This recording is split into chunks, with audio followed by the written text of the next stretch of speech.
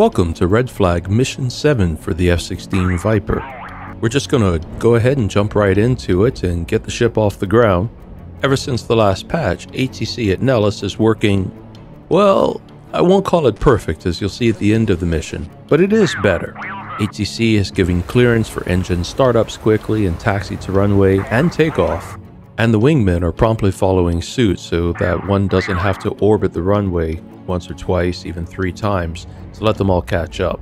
So I've gotten the bird off the ground, and I'm going to climb very slowly, keeping speed closer to 300 knots along the way. Don't have to be super precise with this, but it's to allow and encourage the wingmen to catch up without going to afterburner. The lack of conservation thinking in DCS, that is, thinking about conserving ammo, ordnance, and fuel, is a pretty significant weakness right now in the AI of DCS, and it's something I hope that they eventually will address. Because if you as the lead wingmen are a little bit ahead, they will burn on afterburner continuously until they catch up to you, so you have to make it very easy for them to catch up to you, otherwise they will be on fuel before you even reach the target. Now our side is winning the red flag exercise quite solidly, and by and large we have taken air dominance. We've also greatly softened up Redland's defenses, and in today's mission, we are going to push deep into their territory and take out a suspected chemical weapons manufacturing facility. We are one strike package among several strike and escort groups, and we're going in toward the end, so the skies are going to be pretty well sanitized by the time we get there. So unlike the last mission, we aren't going to find ourselves dealing with one air-to-air crisis after another.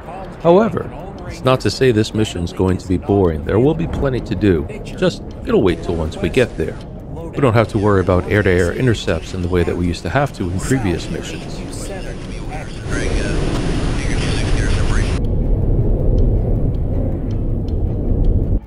As usual, I've gotten the ship pretty well set up, and everything that we did is pretty standard for a normal launch. I'm assuming at this point that you are pretty well familiar with how to start up the F-16 from a complete cold start, and how to use the rearming feature to customize your ordnance. However, I find that the ordnance that is defaulted in this mission is quite satisfactory. We have 4 laser-guided bombs, which are more than sufficient to take out our targets, especially since not only you as the lead wingmen are carrying these bombs, but so are each of your wingmen. The one thing I am concerned about is we have a cloudy day, and that might make some problems since our bombs do need laser guidance. Atmospheric pressure was 29.98, and that's pretty high in most places in the world, but it doesn't guarantee us that we're not going to have clouds, and we have a fair bit of clouds. One of the things that I think was interesting was in this playthrough of the mission, there are more clouds than I've seen before. There's atmospheric variability from mission to mission, which is nice. I like to see the variability happen. It means that you can reuse a campaign, and there's going to be fresh new aspects each time, whether that's weather or air traffic. Things are going to change from mission to mission. The world in DCS is quite dynamic. I am using ECM this time though. You might notice that difference if you keep an eye on the upper left instrument panel. I've already set the ECM to active but not transmit, and it will transmit automatically if I happen to be locked up. As we've talked about in previous missions, I've already gotten my weapons set up. I like to do that early on, preferably as much as possible while I'm still on the ground. We'll go into that more later, but for now let's take a look at the maps and see what our target is. So we are going to be descending deep into Redland territory, where we want to strike these 3 containers that are found at steer point 10. The strike is easy enough as they are not going to be well defended by the time that we get there. And they're right out in the open, easy to see and target as well. There are just 2 problems that we might run up against. One is cloud cover. We may have to pick an angle to avoid clouds when we set up our attack run. And we also want to be careful not to get too low and run into some defenses that are not too far away. Defenses that we are not likely to hit, as long as we are sure to stay up above 16 or 17,000 feet, ensure that we stay along the outskirts of, and be sure to wait so that our strike is coordinated. You want to give the forces that are going in ahead of you plenty of time to sanitize the airspace and take out ground defenses. The Chemical Weapons Lab at DPI-1 is the primary target. Be sure you hit that one, even if you expend all of your bombs to do so. You cannot win the mission unless you take out that one. The next most important target would be DPI-3. It stores materiel and should be taken out if at all possible, though I don't think it's necessary to take out DPI-3 to strictly win the mission. There are plenty of alternative targets around too, most of them pointless to hit, so be sure to study the images on the second page of the target summary and know your targets. You can see the second page shown above now. DPI 1 and 3 are in close proximity. In DPI 1, the primary target looks like a stack of shipping containers that can be distinguished from DPI 2 on the left in that it has a small white rectangular structure in front of it, and the relatively cubic-shaped bunker-type building just beyond it. Also, this building is exactly where steer point 10 is located, so your targeting pod will pretty much lock onto it automatically for you the moment you go into air-to-ground mode. As it's daytime and pretty bright conditions, it'll probably be best if you have the TGP set to TV viewing. At steer point 5, we're going to assume in orbits as usual. And if you take off on time, you'll have 10 to 12 minutes to kill here, time enough for 2 to 3 orbits. Make your turns wide and leisurely. And turn to the right to orbit outside the traffic pattern. While orbiting, you'll hear Dark Star. Your AWACS announced several engagements with Redland forces. Don't succumb to temptation and run in there to get involved in the fray. I know air-to-air is fun, but the success of military operations and your skill at flying your plane will be very much determined by your ability to exercise self-control and work with good coordination. Let the friendlies that go in before you do their job, because it's your job, the ground strike, that really matters, and they're there to clear the way for you. Let the escorts take out the air-to-air, and the strike aircraft that went in there before you take out the SAMs and any other ground defenses that might be in the area of where you need to conduct your strike. It's also a good idea to go ahead and punch up to steer point 6, the first steer point you take once you turn into Redland territory. This helps to avoid confusion as you approach the end of your orbiting time by giving you a specific direction to aim for. I have found that no matter how many times I have flown orbits, without a direction to aim for once it's time to break orbit, it's kind of hard to remember. Of course, also, if you're doing a clockwise orbit to here, just always remember the rightward steer point. But the easiest thing to do is just to go ahead and punch up to steer point 6. You're going to have it ready to fly toward anyway. And as we've talked about in so many previous missions, the orbits, don't treat them as dead time. Use the orbits to double, triple, quadruple check everything. Go over all of your air-to-ground setup once again. Make sure it's all set up properly. Go over all your air-to-air weapons setups. Make sure you have them like you want them. For myself, I typically just prefer to use the dogfight mode and the missile mode, which is quickly and easily accessible with a simple click of a button on the throttle. And go over and double check other things that are absolutely essential and kind of easy to forget, such as ensuring that you have your chaff and flare programs set up and your ECM set up and everything pretty much ready to go when you need it, because when you do need it, that's not the time to realize that, oh, I have to make a few adjustments, because by the time you thought that far, you're probably dead. Typically, somewhere between steer point 7 and 8, I'll drop the fuel tanks for this mission. I like to get as much as possible out of them, but I'll drop them even if they are still carrying surplus fuel before I get so deep into Redland territory that I might suddenly find myself in a dogfight or having to dive to the ground to dodge a missile. And also, as I just did above, put your air-to-ground mode on for a moment, and one last quick time, check over your bomb settings. Make sure they are set to CCRP, and to drop 1 or 2 at a time, whichever you prefer, and then set the right MFD to show the HSD, your map. Having that map available in air-to-ground mode is going to help greatly when you actually begin prosecuting the ground targets, as you'll probably have to do it at least twice and maybe 3 or 4 times. Call Gwen 1, Dark Star, Gwen 1, Bra, 269, 450 at 24,000 knots. Now that's a concerning call. Bra is bearing range and altitude, and what Dark Star, our AWACS, has just informed me of is that Redland fighters are bearing 269 of our wing, 50 nautical miles away, flying at 24 angels or 24,000 feet, and hot means they are heading toward us. In terms of air fighter speeds, 50 nautical miles is just around the corner. We have to be ready.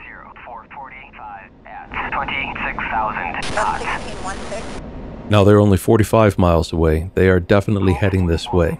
We have some friendly F-15s in the area, and they might deal with them for us. That is their job. We're here to do a strike, they are here to escort. But they are close enough that we might end up having to engage those fighters regardless. Let's have a listen. 24,000 hot. Engage bandits. So 40 miles, they're still heading this way, and at any moment the missiles are going to start to fly, so I'm going to stay focused on the strike target and order the wingmen to go after the enemy fighters. They'll be reinforcing the F-15s. Between the F-15s and my F-16s, we'll have more than enough birds in the air to take out those enemy fighters.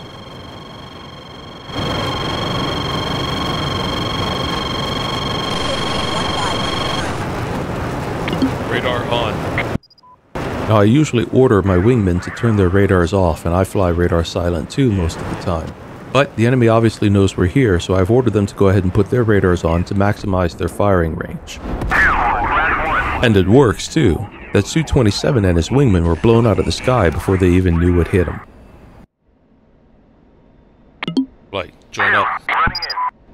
And the AI for the wingmen is a little bit distractible. If you order the wingmen to engage bandits, they'll do the job, though if there's a ground target, they might just turn off and go after it. And they'll definitely go after other targets when they're done unless you call them back. So that's what the join up command was. I brought them back to me. Alright, I am just passing steer point 9. Things are going to happen really fast now as I set up to prosecute the ground targets. If you watch closely, you can see on the lower left MFD, the ground target is in view. However, my first run on it missed. I had forgotten to reset steer point progression from auto back to manual. So as I overflew the target, my laser automatically moved on to steer point 11, which caused the bomb to miss. Watch out for that one on your attack run. If using steer points as your lock-on point, be sure to turn steer point progression to manual 2 or 3 steer points from the target. But it's an easy enough problem to rectify.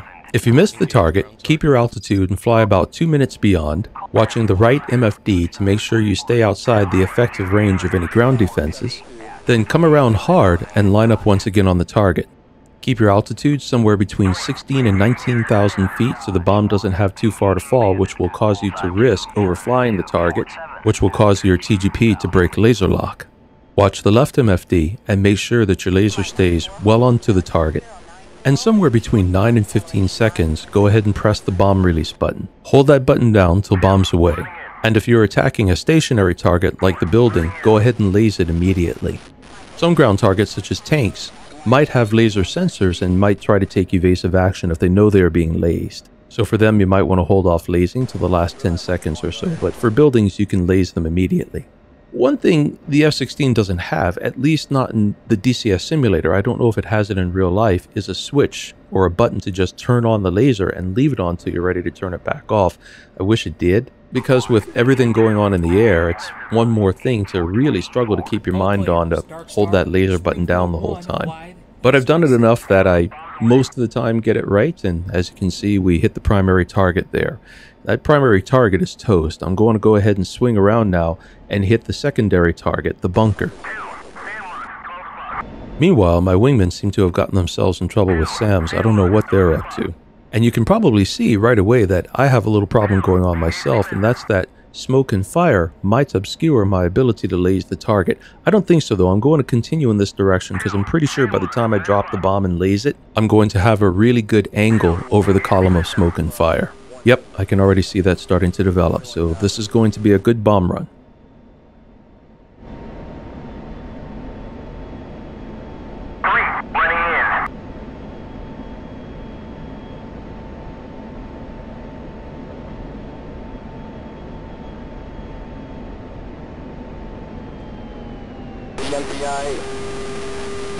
After you drop the bomb, slow right down and brake left. You must not let the F-16 overfly the target or get into an angle where the TGP cannot continue to maintain a laser lock on the target, otherwise your bomb will miss.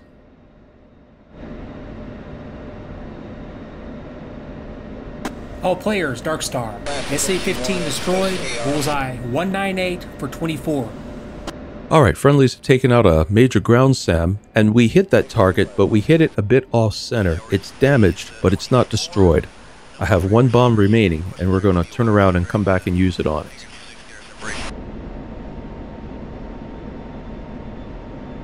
So to do this, same as we did before, we're going to fly 2 minutes out. We're going to accelerate to about 400 knots, and just maintain a steady direction till about 2 minutes out. I know the MFD says on the right that we are now overflying an enemy HQ, a SAM launcher. That's a relatively low-powered SAM, and I'm pretty sure he's been hit already anyway. Link 16 is not working right now, so I wouldn't see a hit target immediately disappear from the MFD, but he hasn't been taking any offensive actions so far, and if he could, he would, so he's down.